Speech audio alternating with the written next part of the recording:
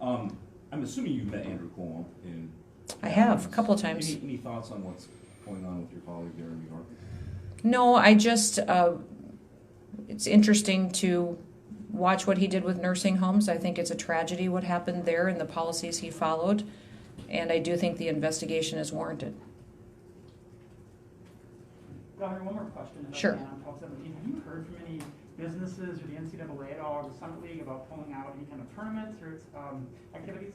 I've heard from individuals, not businesses, and not in particular from the NCAA. Austin? Yes, ma'am. You talked about this a little bit in the beginning, but obviously with this session, we just had an unprecedented number of dollars available, both from revenue and from, of course, federal stimulus. You touched on some of the highlights, but if I could just get you to talk a little bit more about maybe how you thought it went overall trying to spend those dollars throughout this session, ma'am. Well, the budget's not done, so I'll be able to talk better when it's completed. I hate to put us in a position where something changes today and then I misspoke, but I was proud of the legislature that they're willing to put more money into trust funds and that they recognize the need to put money into reserves as well, not really knowing what the economy will look like in the next 2 or 3 years going forward. To have that kind of reserve in place will be helpful stabilizing our state government and the services that we provide. They also invested heavily in infrastructure.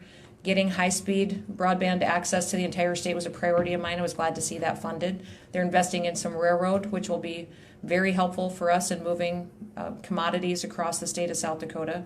And also the DEX building, radio towers, public safety. All of those are long-term benefits that I think are wise investments considering what was going forward. And then paying down bonds for our technical schools was something that was important as well. And we invested in our kids.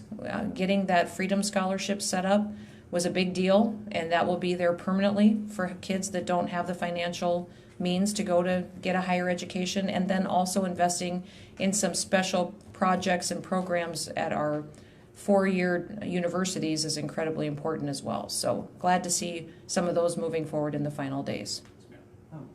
Real quick, getting back to IM 26 again, I apologize, but there was a compromise that was proposed in the conference committee that essentially would put most of IM 26 into effect July 1st anyways. I think Speaker Gosh brought it. I'd seen memos that your office was circulating that compromise. So I guess what's different about we had helped work on that compromise, and that was something that would have put us in a better spot today if they had adopted it.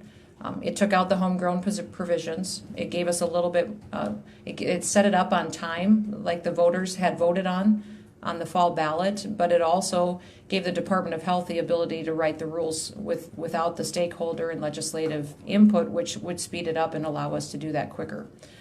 That was not adopted, and so therefore we're back to IM 26 the way it was on the ballot. Is your main concern, I guess, the homegrown provision? It is, and then just the lack of control around our kids having access to it. That homegrown provision has been extremely problematic from the beginning, and I certainly understand the desire of the public wanting to have a medical marijuana program. Just I want to do it responsibly. Just to follow up on that, do you have any plans to appoint on your own a committee or group to look into the questions that IM 26 didn't address? I don't. What was interesting to me was at the beginning of session, many legislators were coming to us asking for us for a delay. They wanted to have more input. They recognized that there needed to be some challenges. So we were not the only ones who wanted to have some provisions, and there was a lot of debate throughout session on what changes would be acceptable and which ones wouldn't be. A lot of people invested a lot of time into it. We're at the end of session. There are no changes as of today. That doesn't mean that someone might not come back and have an idea to deal with later on. Thanks, everybody. Appreciate it. Thanks, guys.